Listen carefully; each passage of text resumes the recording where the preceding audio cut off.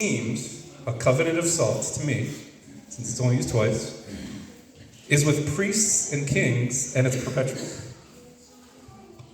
Goes on forever. Who else is a king and a priest out there?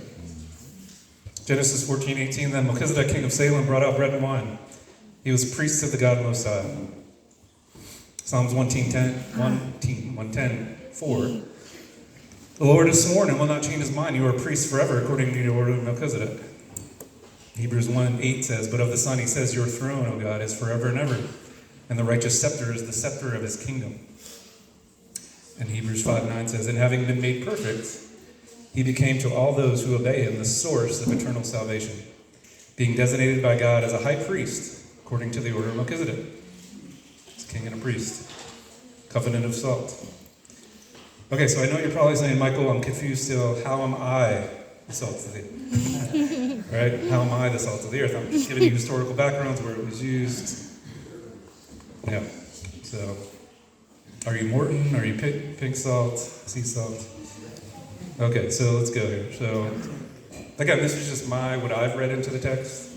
People might have their own other ideas. So, like I said before, salt of the earth, and my previous study I shared in October, it was the Beatitudes. So, the Beatitudes were right before this, salt and light section, and they describe those who are mourning, meekful, merciful, pure, peacemakers.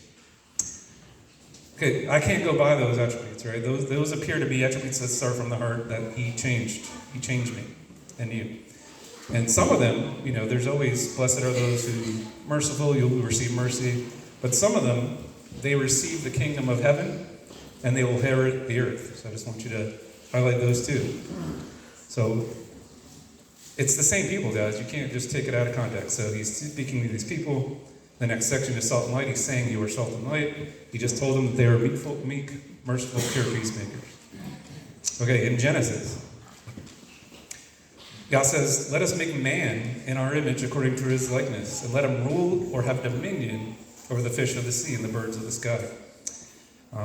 Skip a little bit. 28 says, God blessed him and said, be fruitful and multiply and fill the earth and subdue it and rule or have dominion over the fish and sea and birds. So again, I want to highlight, he's speaking to people in his image. He's talking about dominion.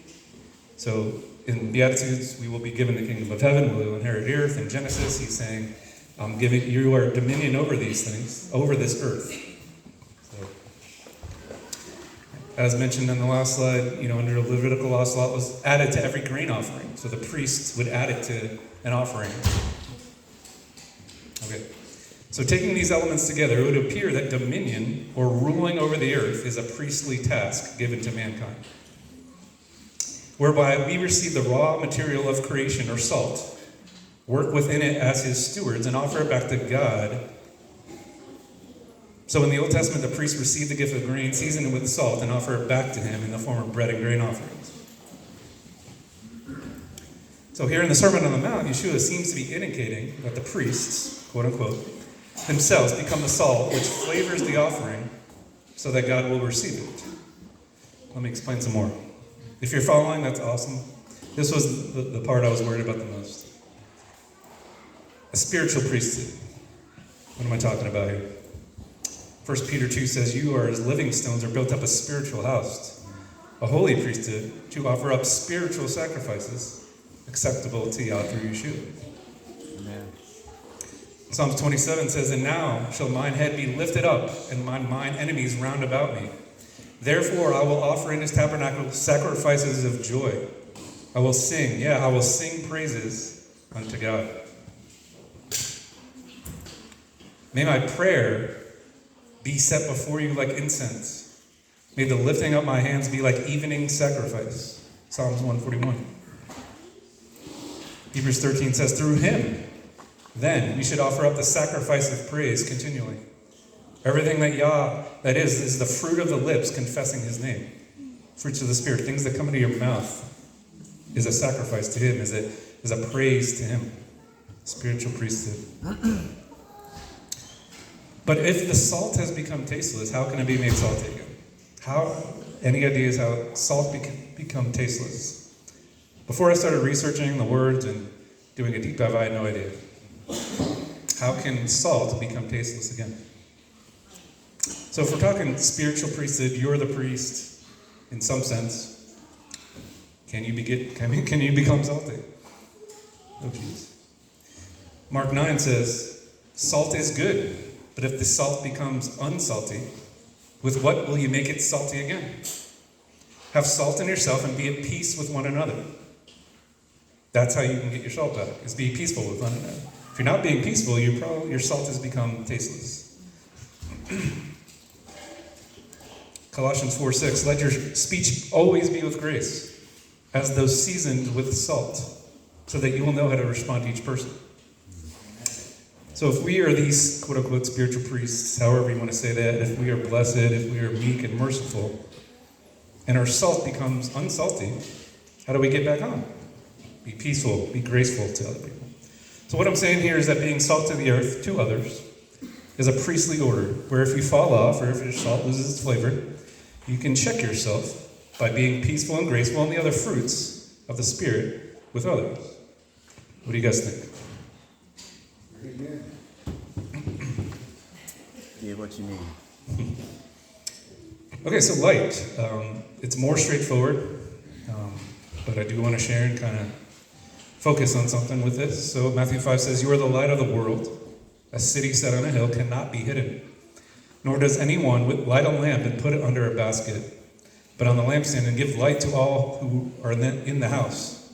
Let your light shine before men in such a way that they may see your good works and glorify your Father who is in heaven. So light was also precious in a world without electricity or even kerosene lamps. So we're talking 30 AD-ish when Yeshua was talking. Like salt, light had value because it stood out within its context. It dispelled darkness, just as salt dispelled decay and brought out true flavor. The town built on a hill stood out in terrain that was often inhospitable. So a weary traveler, still on the road as night approached, would look for such a town and feel his heart leap for joy when its lights came into view. And I liked what Misty said earlier. Light doesn't say anything. There's no sound with light. It just is. Psalms 119, we know this. Your word is a lamp to my feet and a light to my path. Here's the word. John 8 says, then Yeshua again spoke to them, saying, I am the light of the world. He who follows me will not walk in darkness, but will have the light of life. So if you are following him, you should not be walking in darkness. John 3:19 says, this is the judgment that the light has come into the world, and men love the darkness rather than the light, for their deeds were evil. So it's equating darkness with evil. For everyone who does evil hates the light.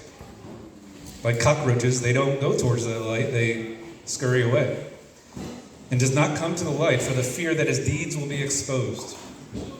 But he who practices the truth comes to the light, so that his deeds may be manifested as having been wrought to God. A lot of people, we know those verses. So in my opinion, though, when we're reading the Sermon on the Mount, taking into account the rest of the Bible, being a light of the world is being a light to the Gentile nations, or those outside of covenant. Some examples would be Isaiah 9. He shall make it glorious by the way of the sea on the other side of the Jordan, Galilee of the Gentiles. The people who walk in darkness will see a great light. Those who live in a dark land, the light will shine on them. Isaiah 42:6 says, I am the Lord, I have called you in righteousness. I will also hold you by the hand and watch over you. And I will appoint you as a covenant to the people, as a light to the nations, to open blind eyes, to bring out prisoners from the dungeon and those who dwell in darkness from the prison. Acts 13 says, For so the Lord has commanded us, I have placed you as a light for the Gentiles, that you may bring salvation to the end of the earth. If you're in covenant, guys, you're not a Gentile. Ephesians 5 says, Go on walking as children of the light. For the fruitage of the light consists of every sort of goodness and righteousness and truth. Again, it goes with the salt. The fruits of the Spirit are the light. We are children of the light. When you see that red, you know Word Study's coming, if you know me. So let your light shine before men, in such a way that they may see your good works and glorify your Father who is in heaven.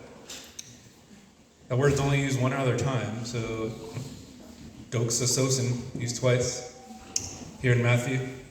And then 1 Peter 2, and it, of course, I'm always amazed with the Bible, but basically talking about the same thing. 1 Peter 2 says, keep your behavior excellent among the Gentiles, so that in that thing in which they slander you as evildoers, they may, because of your good deeds, as they observe them, glorify God in the day of visitation. So, again, just keep your behavior among the Gentiles. If they slander you because of your good deeds, be persecuted for righteousness' sake, a beatitude. As they observe them, they will glorify God in their day of visitation. Same word here. Let your light shine. Okay, so this is my favorite part of the study. We're pretty close to wrapping up here. Matthew 5:48 says, therefore you are to be perfect as your heavenly Father is perfect. He said it, not me, guys. Leviticus 11:45 says, for I am the Lord your God who brought you out of the land of Egypt to be your God. Thus you should be holy, for I am holy. We know this. We know that one. 1 Peter 1:14 says, as obedient children, do not be conformed to the former lusts which were in yours in ignorance. But like the Holy One who called you, be holy yourselves also in all your behavior, because it is written, you should be holy, for I am holy. Basically, a cross-reference there. Another word study, but this is so good. So, to be perfect. That word perfect is teleos. It's used 19 times in the Greek. I'm going to go over about 7 or 8 of them, and it's just amazing how to be perfect, how to be complete. So, Matthew 19:21 says, Yeshua said to him, if you wish to be complete or perfect or teleos, go and sell your possessions. Give to the poor, and you will have treasure in heaven, and come follow me. Amen. Romans 12 says, therefore I urge you, brethren, by the mercies of God, to present your bodies a living and holy sacrifice acceptable to God, which is your spiritual service of worship. Similar to what we talked about as being salt, as being a priest, as giving sacrifices. And do not be conformed to this world, but be transformed by the renewing of your mind, so that you may prove what the will of God is, that which is good and acceptable and perfect. So that word perfect is teleos, or complete. So having your mind renewed, changing your former thoughts, is being in the process of completion or perfect. Hebrews 5:13 says, for everyone who partakes only of milk is not accustomed to the word of righteousness, for he is an infant. But the solid food is for the mature, or perfect, or complete, who because of practice have their senses trained to discern good and evil. It appears to me, if you are able to discern good and evil, you are in the process of becoming perfect or complete or mature. Continuing, 1 John 4 says, we have come to know and have believed the love of God, which God has for us. God is love, and the only one who abides in love abides in God, and God abides in him. By this, love is perfected with us, so that we may have confidence in the day of judgment. Because as he is, so also are we in this world. There is no fear in love, but perfect love casts out fear. That word teleos, or complete, is perfect love. Because fear involves punishment, and the one who fears is not perfected in love. We love because he first loved us. If someone says, I love God, and hates his brother, he is a liar. For the one who does not love his brother, whom he has seen, cannot love a God whom he has not seen. So this example, being perfect, in order to continue on that path, you need to love your brother. You need to not hate your brother because you see him. He's on the same path as you. You need to forgive him. James 1:2, consider it all joy, my brethren, when you encounter various trials, knowing that the testing of your faith produces endurance. And let endurance have its perfect result, so that you may be perfect and complete, lacking in nothing. So again, that word perfect is teleos, or complete. It's basically when we go through trials and our faith is tested, you are on the path of completion or perfection. A couple more.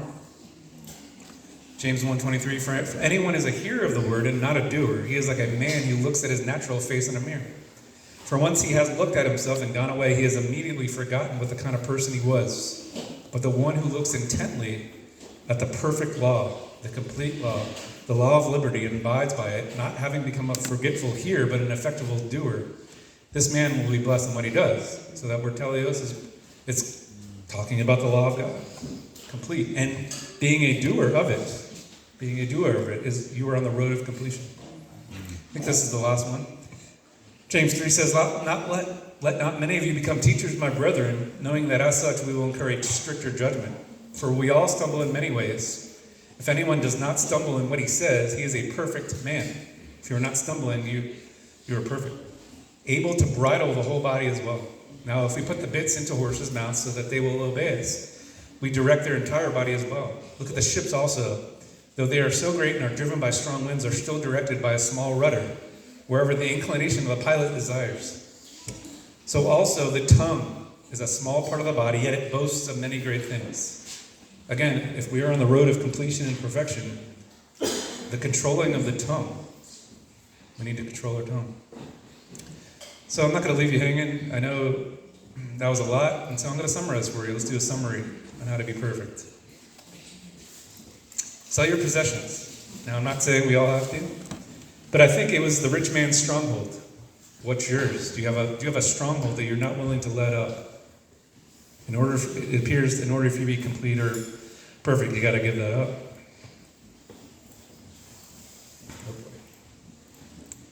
Renewing your mind. In order for it to be complete or perfect, you got to renew your mind. You can't have those former thoughts that you had when you were a Gentile. When you're out of covenant, you got to renew that mind. Be a man after his own heart. A person who is on the road of perfection or completion should be able to discern good and evil. An individual on the road of perfection or completion should have perfect love that casts out fear. No fear. Do not hate your brother either, because you see your brother. He's on the same path as you. He's trying to do what's right as well. You need to forgive. That's the perfect love. The testing of your faith through trials. We've all done this. As you go through this walk, your faith is tested. If you stay on this path, you are on the road to completion or perfection. This is the last one. No, two more. This is simple. Be a doer of the law or of the word. If you continue to obey, you are on the road of completion and perfection. Be perfect as your Father in heaven who is perfect. Controlling your tongue. This one's a big one. Controlling your tongue. It's like that. It controls the horse. It controls the ships. It controls us. So if you are on the road to completion or perfection, you got to control that tongue. The end. Sermon on the Mount, salt of the earth and light to the world. Any questions? That's all I got.